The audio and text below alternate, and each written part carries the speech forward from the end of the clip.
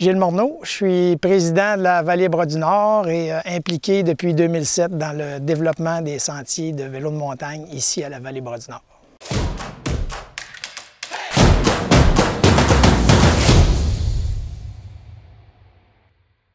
Mon implication avec la Vallée Bras-du-Nord date des premières éditions du Raid Bras-du-Nord.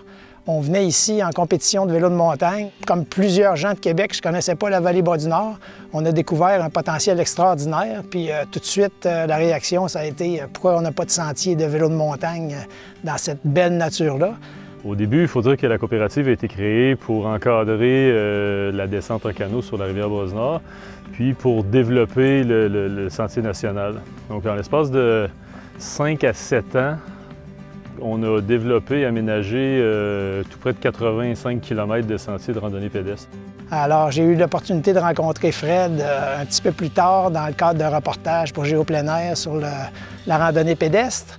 Alors, j'avais hâte de lui poser la fameuse question « Pourquoi il n'y a pas de sentier de vélo de montagne ici? » Alors, Fred m'a répondu « Je ne sais pas, est-ce qu'on devrait? » Fait que là, moi, du vélo de montagne, j'en avais fait comme à peu près tout le monde résident de Québec au Mont-Saint-Anne dans les années 80. Il n'y avait pas de casse à descendre les racines puis à faire des pirouettes.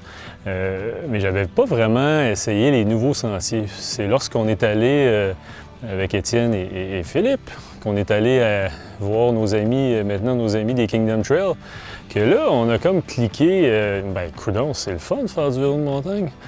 Et on s'est mis à se dire de façon très prétentieuse, on est capable de faire des sentiers, ça fait 85 km qu'on fait. On est capable de trouver de l'argent, on a une certaine facilité de convaincre les gens, il y a un immense territoire. Alors Frédéric m'a donné le feu vert pour faire une étude de faisabilité. J'ai exploré toute la vallée pendant un été de temps. Après ça, on s'est fait un petit plan de développement. On a commencé l'aménagement de single track. Je pense que le premier sentier, c'était la Barbe à Gendron. Ensuite, on a fait le chemin à Sylvain, la chute à Gilles. On n'avait pas un plan d'en réaliser 100-150 km au départ. On avait juste quelques kilomètres qu'on voulait essayer. Mais plus on développait, plus on s'est aperçu qu'on pouvait faire nos sentiers vraiment en fonction des paysages, des sites naturels qui abondent dans la vallée. On essaie d'aller chercher des vues, on essaie d'aller mettre en valeur des caps de roche et d'en offrir pour tous les types de clientèle et pour tous les goûts.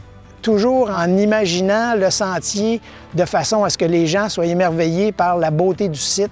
Entre autres, la Nelson, ça a été plusieurs années de travail acharné pour l'équipe de jeunes en réinsertion, parce que ça a été beaucoup fait à la main.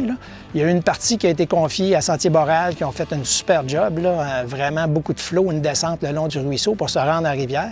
Mais une fois rendu à la rivière, il n'y avait pas moyen d'utiliser de machinerie là-bas, ça s'est tout fait à la main.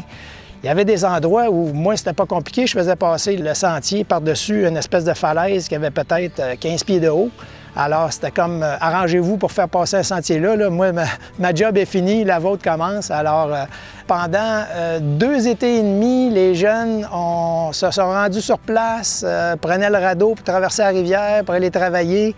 Il y a des coins qui leur ont pris beaucoup de temps. Il y avait du dynamitage à faire, beaucoup de roches à placer pour faire une belle descente.